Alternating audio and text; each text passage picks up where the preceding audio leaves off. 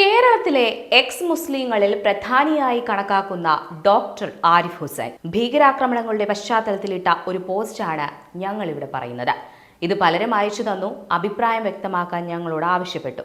പല പ്രേക്ഷകരും തീവ്രവാദികളായ ഇസ്ലാമിലെ വിമർശിക്കുന്ന നിലപാട് തന്നെയാണ് ഞങ്ങൾക്ക്. എന്നാൽ ഈ പോസ്റ്റ് ചരിത്രപരമായും വസ്തുതാപരമായും ശരിയല്ല.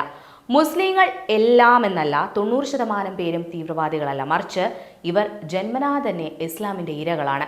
ഇതിന് ചരിത്രപരമായി തന്നെ തെളിവുകളും വസ്തുതകളുമുണ്ട്. എക്സ് മുസ്ലിം ആയാൽ പോരാ, അല്പം ഇസ്ലാമിക ചരിത്രം പഠിക്കണം.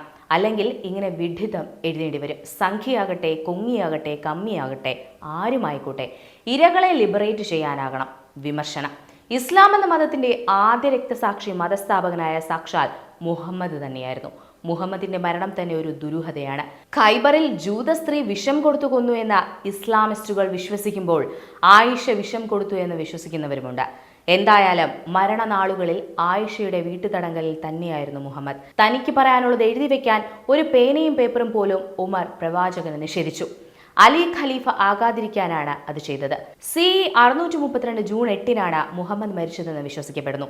മരിച്ച് അധികാര തർക്കം മൂലം 3 ദിവസം കഴിഞ്ഞാണ് മയ്യത്തടക്കാൻ കഴിഞ്ഞത് എന്ന് ചരിത്രം പറയുന്നു.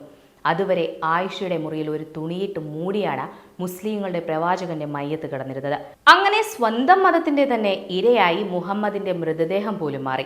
അബൂബക്കർ ഖലീഫയായി അവരോധിക്കപ്പെട്ട മുഹമ്മദിന്റെ മരണത്തിന് 3 മാസങ്ങൾക്ക് ശേഷമാണ് മുഹമ്മദിന്റെ ജീവിച്ചിരുന്ന ഏക മകളും അലിയുടെ ഭാര്യയുമായ ഫാത്തിമ കൊല്ലപ്പെടുന്നത്. ഗർഭിണിയായ ഫാത്തിമയെ ഉമർ തീവച്ചു കൊല്ലുകയായിരുന്നു. അബൂബക്കറെ ഖലീഫയായി അംഗീകരിക്കാത്തതാണ് കാരണം. ഇസ്ലാം എന്ന മതത്തിന്റെ രണ്ടാമത്തെ രക്തസാക്ഷി മുഹമ്മദിന്റെ പ്രിയപുത്രി ഫാത്തിമയാണ്. 2.5 വർഷത്തോളം ഇസ്ലാമിക റിപ്പബ്ലിക് ഭരിച്ച മുഹമ്മദിന്റെ ഭാര്യാപിതാവും ആദ്യകാല ഇസ്ലാം മതവിശ്വാസിയുമായ അബൂബക്കറിന്റെ മരണവും ദുരൂഹവുമായിരുന്നു. വിഷം കൊടുത്തു കൊന്നു എന്ന് പറയുന്നവരുമുണ്ട്. ഖലീഫമാരായ ഉമറും ഉസ്മാനും ഒക്കെ പിന്നീടുള്ള രക്തസാക്ഷികളായിരുന്നു. കൊലയാളികൾ ഇസ്ലാമിസ്റ്റുകൾ തന്നെയായിരുന്നു. പിന്നീട് ചുമതലയേറ്റ അലി മുഹമ്മദിന്റെ തന്നെ ഏറ്റവും വലിയ ശത്രുവായിരിക്കുകയും പിന്നീട് ഇസ്ലാം മതം സ്വീകരിക്കുകയും ചെയ്ത അബു സൂഫിയാന്റെയും മുഹമ്മദിന്റെ അച്ചാച്ചന്റെ മകനായ ഹംസയെ വധിക്കാൻ വാടക കൊണ്ട് ഏർപ്പെടുത്തുകയും മരണശേഷം ശവശരീരം വികൃതമാക്കി കരൾ കടിച്ചു തുപ്പുകയും ചെയ്ത ഹിന്ദിന്റെയും മകനായ സിറിയ ഗവർണറായ മുവാവിയയുമായി യുദ്ധം ചെയ്യുകയും കൊല്ലപ്പെടുകയുമായിരുന്നു.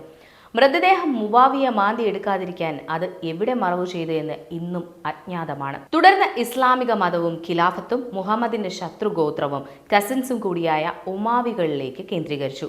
മുവാവിയ ആയിരുന്നു അതിന് നേതൃത്വം കൊടുത്തത്. അലിയുടെ മകൻ, അതായത് മുഹമ്മദിന്റെ ചെറുമകൻ ഹസനെ അന്തപുരത്തിൽ വെച്ച് ഭാര്യമാരിൽ ഒരാളെ കൊണ്ട് വിഷമദ്യം കൊടുപ്പിച്ചാണ് മുവാവിയ വകവരുത്തിയത്. ശേഷിച്ച അലിയുടെ മകൻ ഹുസൈനെയും അവശേഷിക്കുന്ന മുഹമ്മദിന്റെ കുടുംബത്തെയും 70ഓളം പേരെ മുവാവിയുടെ മകൻ യസീദിന്റെ നേതൃത്വത്തിൽ കുഫയിലെ ഗവർണറായിരുന്ന ഉബൈദുള്ള ഇബിൻ സിയാദിന്റെ നേതൃത്വത്തിൽ കൂട്ടക്കൊല ചെയ്തു. ഹുസൈന്റെ ശവശരീരം വികൃതമാക്കി സൈനിക ജനറൽ തല വെട്ടിയെടുത്ത സിയാദിന്റെ മുന്നിൽ ഹാജരാക്കി. സിയാദ് അത് യസീദിന് അയച്ചു. യസീദ് കുന്തത്തിൽ കുത്തിയത് പ്രദർശിപ്പിച്ചു നടന്നു. പ്രവാചകന്റെ പ്രിയ കൊച്ചുമകന്റെ മൃതദേഹം 2 അടക്കം ചെയ്തത്. കർബലിയിൽ മുഹമ്മദിന്റെ വംശപരമ്പര ഏറെക്കുറെ അവസാനിച്ചു. എന്തിനേറെ പറയുന്നു, 1ാം ഖലീഫ അബൂബക്കറിന്റെ ചെറുമകനുമായ ഇബ്നു അൽ സുബൈറിനെ വധിച്ചത് ഉമാവി ഗവർണറായിരുന്ന ഹജ്ജാജ് ഇബ്നു യൂസഫ് എന്നയാളായിരുന്നു. അയാൾ കബ്ബ ആക്രമിച്ചു. അതിലേക്ക് കവണ ബോംബുകൾ ഇട്ടു. സുബൈറിനെ പിടികൂടി വധിച്ച് കബ്ബയുടെ കാലിൽ ദിവസങ്ങളോളം തൂക്കിയിട്ടു. ശവശരീരം ചീഞ്ഞളിഞ്ഞ് മക്ക മുഴുവൻ ദുർഗന്ധം പരന്നു. പറയാനാണെങ്കിൽ ഇസ്ലാം മുഹമ്മദിനോടും കുടുംബത്തോടും ചെയ്ത ക്രൂരത ഒരുപാടുണ്ട്. വിസ്താര ഭയം കൊണ്ട് ചുരുക്കുന്നു. ജീവിച്ചിരുന്നപ്പോൾ മുഹമ്മദ് ചെയ്തു കൂട്ടിയ ക്രൂരതകളുടെ 10 മടങ്ങ് മുഹമ്മദിന്റെ കുടുംബം അനുഭവിച്ചു. താനുണ്ടാക്കിയ മതവും ഖിലാഫത്തും ശത്രുക്കൾ ഭരിച്ചു. അവർ ഇന്നും മുസ്ലിങ്ങളെ വേട്ടയാടുന്നു. പരലോകം കാണിച്ച് കൊലയാളികളാക്കുകയും മരണാരാധനയുടെ കുടുക്കിൽ കുടുക്കുകയും ചെയ്യുന്നു. ആത്യന്തികമായി ജനനം കൊണ്ട് തന്നെ ഒരു മുസ്ലിം ഇസ്ലാമിന്റെ ബന്ദിയായി കഴിയുന്നു. വേൾഡ് ടെററിസ്റ്റ് ഡാറ്റാബേസ് ഗൂഗിളിൽ കിട്ടും. കുറഞ്ഞ പക്ഷം ആരിഫ് അതെങ്കിലും എടുത്തു നോക്കണം. 1976 മുതൽ 2024 വരെയുള്ള സംഭവങ്ങൾ അവർ അപ്ഡേറ്റ് ചെയ്തിട്ടുണ്ട്. അതിൽ ഇസ്ലാമിക തീവ്രവാദ ആക്രമണങ്ങൾ 80% നടന്നിരിക്കുന്നത് ഇസ്ലാമിക രാജ്യങ്ങളിലാണ്. മരണസംഖ്യയിൽ 86% മുസ്ലിങ്ങളാണ്. അപ്പോൾ എന്തിനാണ് ഇസ്ലാമിനെ വിമർശിക്കേണ്ടത്?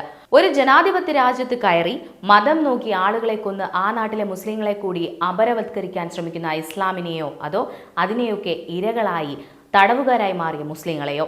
മുസ്ലിങ്ങളെയാണ് ആരിഫ് ഉന്നം വയ്ക്കുന്നതെങ്കിൽ അപരവിദ്വേഷം എന്ന ഇസ്ലാമിക സോഫ്റ്റ്വെയർ ആരിഫ് കൊണ്ടു നടക്കുന്നു എന്ന് വ്യക്തം.